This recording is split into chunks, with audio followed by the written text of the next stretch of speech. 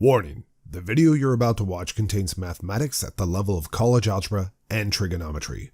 All material has an assumed prerequisite of both Algebra 1, which is elementary algebra, and Algebra 2, which is intermediate algebra. While some prerequisite topics are reviewed briefly, a more thorough review of these entrance topics can be found by searching the web.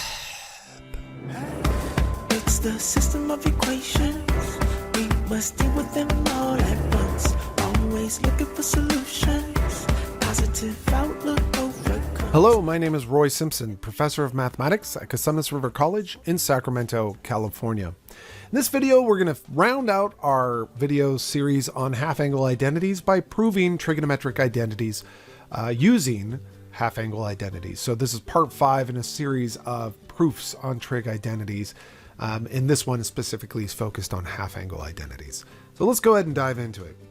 You should have, by the way, already seen all my previous trig identity proof series, or have a strong familiarity with how to prove trig functions or trig identities. So in this case right here, just as with all of our moves in the past, generally I say start on the most complicated side. However, there is an exception to that.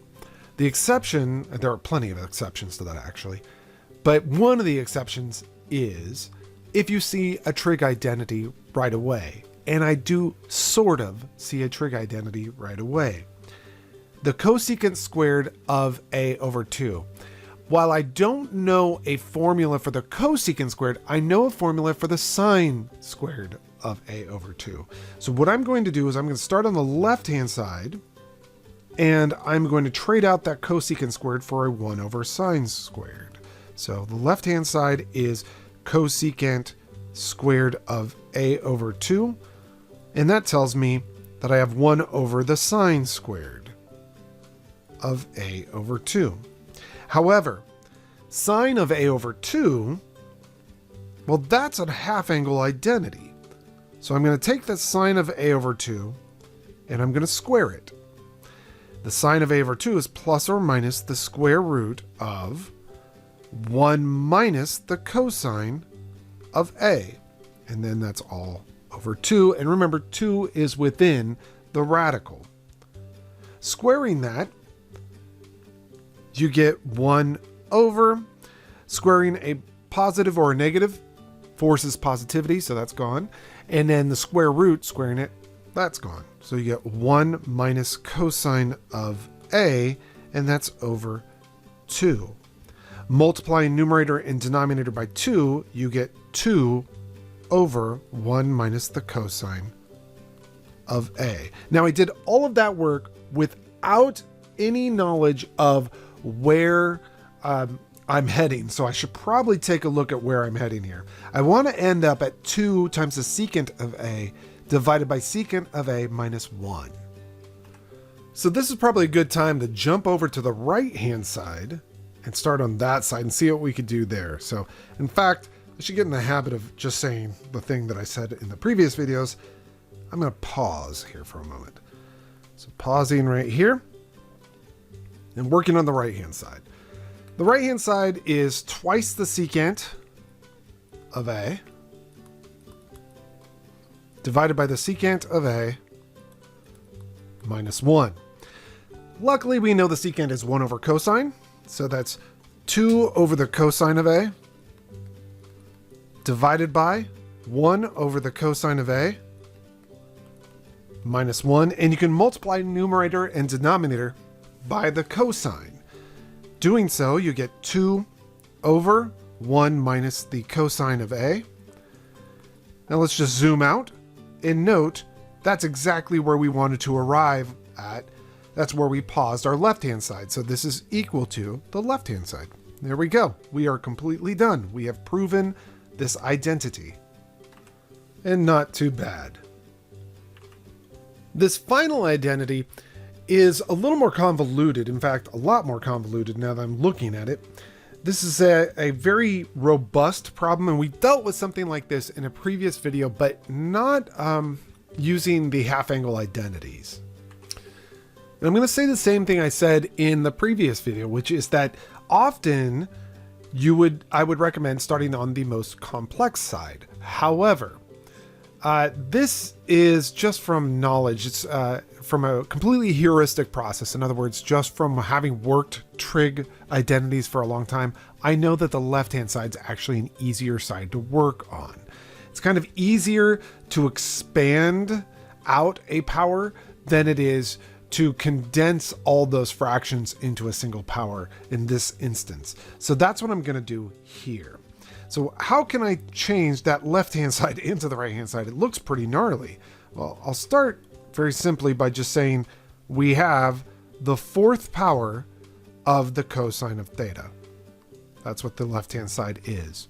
And then I'm going to trade that theta, because theta there is actually 1/2 of 2 theta.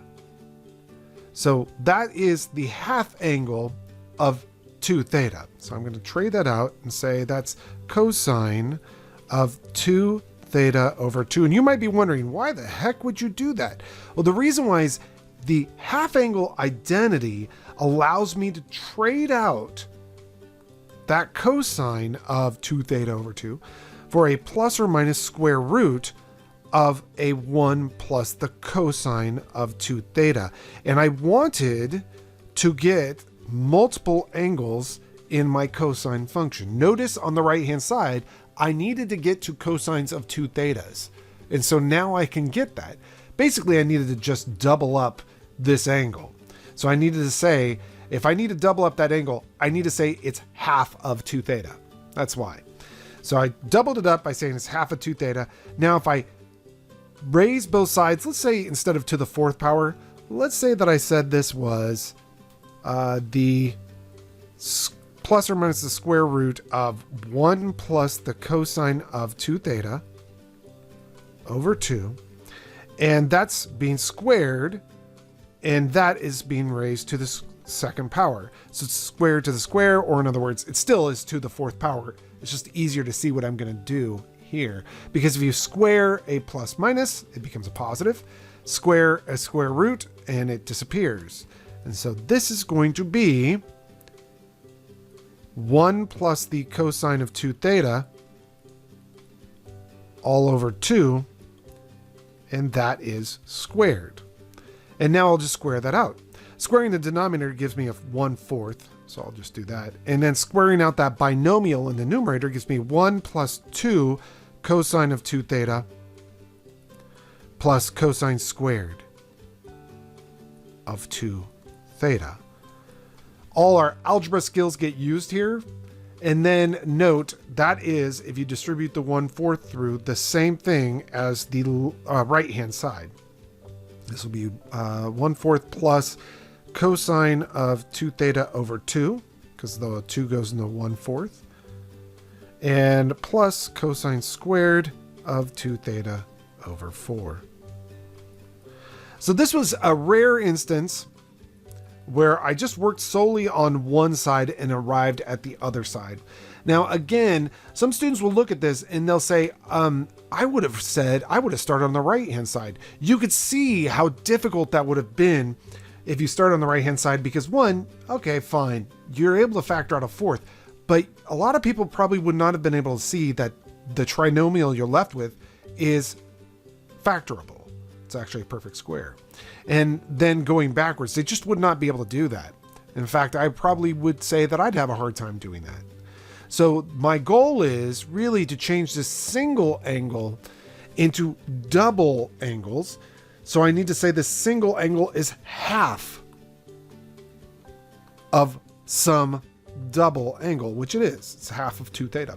And so that's what I used. It was a half angle identity.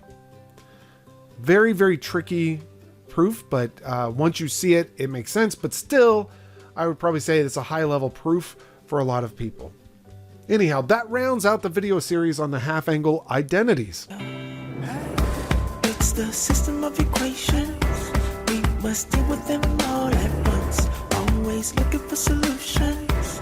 Positive outlook overcomes obstacles getting in our way, cause affects more than we can sometimes see. Things for what they are and work together until you feel at peace. Listen close, don't talk too much that isn't kosher. You may really hurt inside. It doesn't justify you to speak too loud and cry.